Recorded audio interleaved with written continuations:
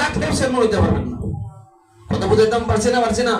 নবীজি তখন ওনার স্ত্রী খাদিজা রাদিয়াল্লাহু তাআলা আনহার তত্ত্বাবধানে হলেন। এখন সুখ দুঃখের বাগ বাটোয়ারা খাদিজা হয়ে গেলেন। খাদিজা তো সাধারণ মহিলা না। এই যুগের যেমন একজন শিল্পপতি যেরকম তার পাওয়ার কাটাইতে পারে সমাজে, তখন খাদিজা তদানীন্তন সময়ে শিল্পপতি ছিল। তার সমাজে একটা দাপট ছিল, তার সমাজে তার মূল্য ছিল। খাদিজা রাদিয়াল্লাহু আনহার মাল নিয়ে নবীজি সিরিয়া ব্যবসা বাণিজ্য করেছেন। খাদিজা যখন ইন্তেকাল করলেন, খাদিজা রাদিয়াল্লাহু তাআলা ইন্তেকালের পরে নবীজি সাল্লাল্লাহু আলাইহি ওয়াসাল্লামের উপর জুলুম, নিপীড়ন, নির্যাতন, স্টিম রোলার চাপিয়ে দেওয়া হয়েছে। আল্লাহর নবী একদিন হাতিমে কাবায় নামাজ পড়লেন। এমন সময় আবু জেহেল নবীজি সাল্লাল্লাহু আলাইহি ওয়াসাল্লামের মাথায় গরুর যে বুড়ি আছে, ময়লা যুক্ত বুড়ি, ওনার মাথায় দিয়ে দিলেন।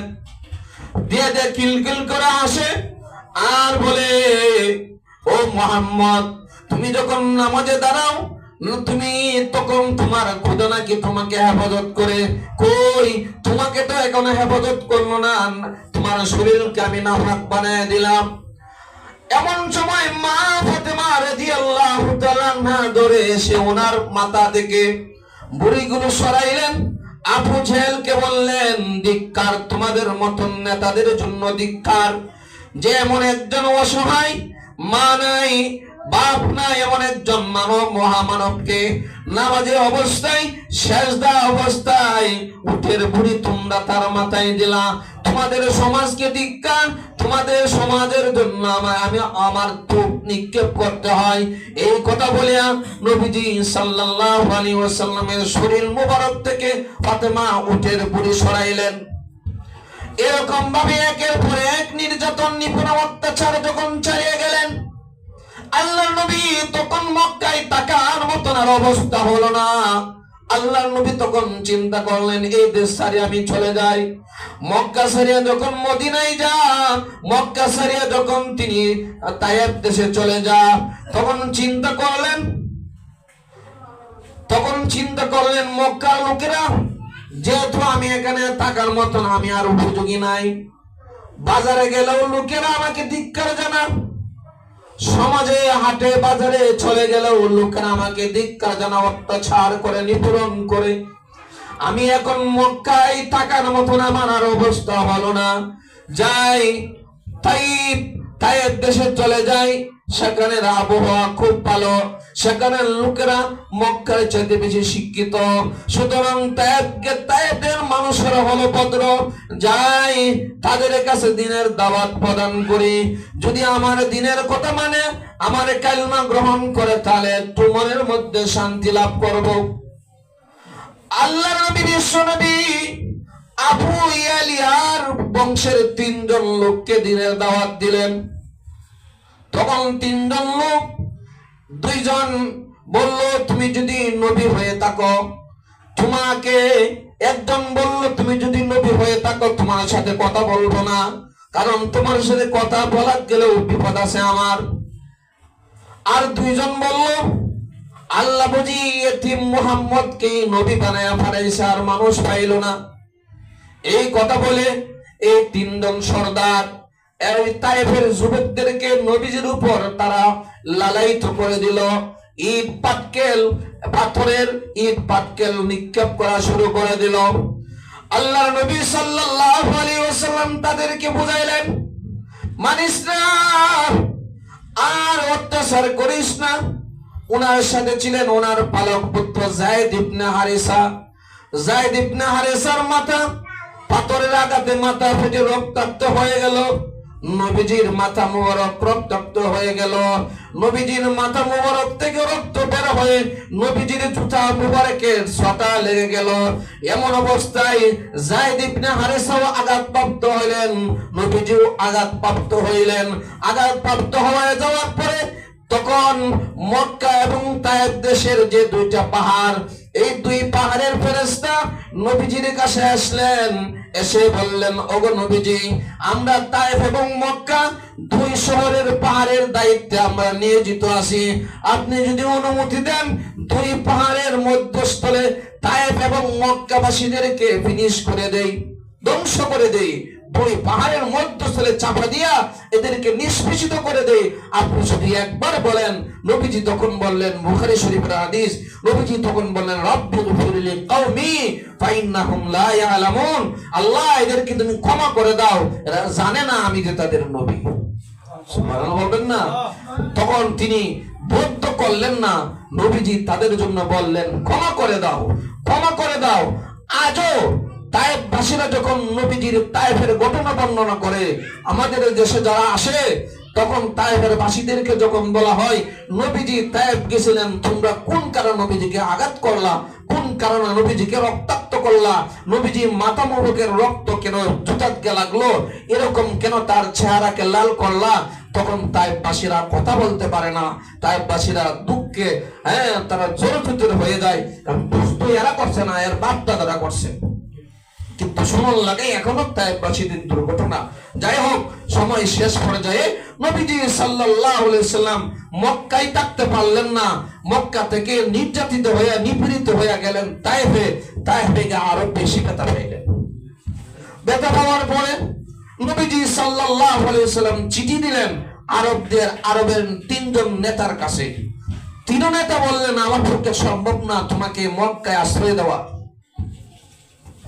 3 নেতা যখন অস্বীকার করলো, আমার পক্ষে সম্ভব না তোমাকে আশ্রয় দেওয়া, একজন নেতা সে বলল, তোমাকে আশ্রয় আমি দিব ইনশাআল্লাহ, সমস্যা নেই। তখন এই নেতা সহস্রে ধারণ করিয়া নবীজিকে মক্কায় ঢোকার জন্য, তায়েফ থেকে মক্কা ঢোকার অনুমতি দিলেন। প্রশ্ন হলো আমার, নবীজি আল্লাহ পাঠাইছেন, আল্লাহ সুপার পাওয়ার ওনাকে দিয়েছেন, আবার মক্কা থেকে বাইরে গেছে, মক্কা এখন সরাসরি ঢুকতে পারে কি পারে না, হেফাজতের দায়িত্ব কি উনি নিতে পারে কি পারে না? পারে, কিন্তু সরাসরি আল্লাহ নেয় নাই। আপনি যদি বলেন ভাত খাবো না ভাত, আল্লাহ বলছে তুই খাইলে কান্না খাইলে নাই, তোর আমি মুখে খুললে তুললে খাওয়াবো না। ভাত খাইতে গেলে অনেক মেহনত করতে হয়, একটা ভাতের পিছনে 70টা ফেরেশতা মেহনত করে। আসতে বলেন কে?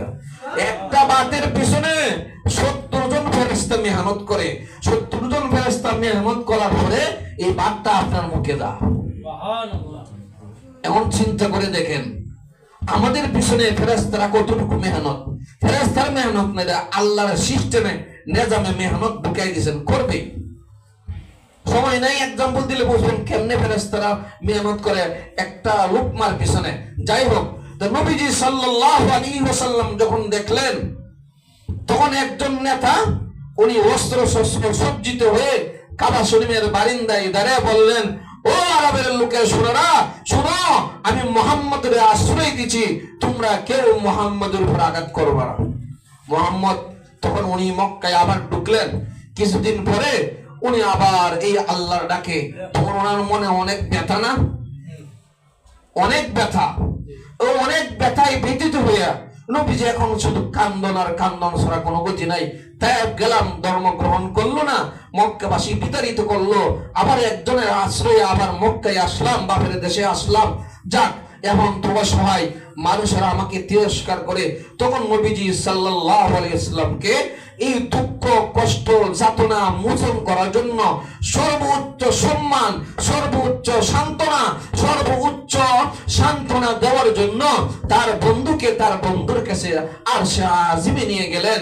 এই আরশে আজিমে নিয়ে যাবার মূল কারণ হলো নবীজিকে সম্মান দেওয়া, নবীজিকে সান্ত্বনা দেওয়া, মেসেজ দেওয়া, মক্কাবাসী আপনাকে দেখতে পারে না, তায়েফবাসী আপনাকে রক্তাক্ত করে।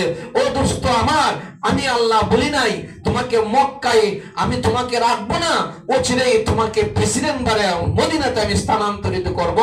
এর আগে আমি তোমাকে আমার সাথে একটু, আমি কোথায় থাকি, আরশে আজিমে 7 আসমান পাড়ি দিয়া, এক আসমান থেকে আরেক আসমানের দূরত্ব দুনিয়ার 500 বছরের রাস্তা, এই একটা এরকম ভাবে 7টা আসমান পাড়ি দিয়া আবার বিশাল বড় একটা সিদরাতুল মুনতাহা, বিশাল বড় একটা বড় গাছ, এই বড় গাছের নিচে মিস্টার হযরতে জিবরাইল, হযরতে আজরাইল আলাইহিস সালাম উনি বসা, ওনার সামনে একটা শেয়ার। এই গাছ থেকে সিদরাতুল মুনতাহা, সিদরাতুল শব্দটি বড় গাছ, এই বড়ই গাছের মধ্যে আব্দুল করিমের ছেলে আব্দুল জব্বার, আব্দুল জব্বারের ছেলের নাম আব্দুল করিম নাম সহকারে দেওয়া আছে। তখন ওই গাছের পাতা থেকে একটা পাতা ঘুরিয়ে ঘুরিয়ে ঘুরিয়ে ঘুরিয়ে ঘুরিয়ে ঘুরিয়ে ঘুরিয়ে ঘুরিয়ে জিবরাইল আজরাইল আলাইহিস সালামের টেবিলে যখন পড়ে তখন এটা দেখে যে বাংলাদেশের বাসিন্দা আব্দুল করিমের ছেলে আব্দুল জব্বার, আব্দুল জব্বারের ছেলের নাম আব্দুল সাত্তারের জান বাহির করার জন্য জিবরাইল আজরাইল আলাইহিস সালাম আর এক ফেরেশতারে পাঠায় জায়গা বাংলাদেশে গিয়া তার জানটা বাইর কর। তখন এই যে কাগজটা বড় হাতরা এটা তার সামনে যখন তুলে ধরে তখন দেখবেন যদি নেককার হয়ে থাকে তখন সালাম সালাম সালাম হাসি খুশি তার জানটা বের হয়ে যায়। আর বদকার হয়ে গেলে চোখ উল্টায় দিব, মুসরাইব, এই করবো সেই করবো, মানে যাইতো চাইতো না। কথা বুঝছেন না? আরেক লম্বা ইতিহাস সংক্ষেপ করতেছে শুধু সময়ের স্বল্পতার কারণে। যাই হোক, এভাবে সিদরাতুল মুনতাহা পাড়ি দিয়া আরো 500 বছরের রাস্তা, আরো 500 বছর পাড়ি দিয়া আরেকটা বিশাল বড় শূন্যস্থান, এর 500 বছরের রাস্তার পাড়ি দিয়া সেখানে হলো ইন্দাহা জান্নাতুল মাওয়া, জান্নাতুল মাওয়া। এরপরে জান্নাতুল মাওয়ার পরে হলো জান্নাতুল ফেরদাউস, জান্নাতুল ফেরদাউসের উপরে হলো আল্লাহ রাব্বুল আলামিনের আরশে আজিম, আরশে আজিম সামানিয়াতা আদম ফেরেশতা আল্লাহর আরশটাকে কাঁধে বহন করে দাঁড়ায় আছে। এই আরশে আজিমের মধ্যে আল্লাহ রাব্বুল আলামিন আল্লাহর হাবিবকে নিয়ে এই মেরাজের 26 তারিখের দিবাগত রাত্রে তার বন্ধুর সাথে অনেক প্রেমালাপ করলেন, অনেক আলাপ আলোচনা করলেন, অনেক ধরনের কথাবার্তা বললেন। আল্লাহ উম্মতের খবর নিলেন। নবীজিও তার উম্মতকে মেরাজে আল্লাহর সাথে গিয়ে আল্লাহ তার বান্দাকে ভুলে নাই, নবীজি তার উম্মতকেও ভুলে নাই। অনেক লম্বা আলাপ আলোচনার পরে অনেক কিছু নিয়ে নবীজি সাল্লাল্লাহু আলাইহি সাল্লাম আবার বাইতুল মুকাদ্দাসে চলে আসলেন। ফিলিস্তিন থেকে বাইতুল মুকাদ্দাস থেকে আবার যে বুরাকে করে নবীজিকে বাইতুল্লাহ থেকে ফিলিস্তিন নিছিল, সেই বুরাকে করে আবার ফিলিস্তিন থেকে বাইতুল মুকাদ্দাস আনিয়া উম্মে হানির ঘরে নবীজিকে আবার পৌঁছে দিলেন। এই হলো নবীজিকে কেন মেরাজ করাইলেন, কেন আল্লাহর সাথে সাক্ষাৎ করালেন, কেন প্রশ্নের জবাব দিতে গিয়ে এত সময় লাগছে। আল্লাহ আমাদের সকলকে উল্লেখিত আলোচনা থেকে নসিহত এবং ফায়দা হাসিল করার তৌফিক দান করুক।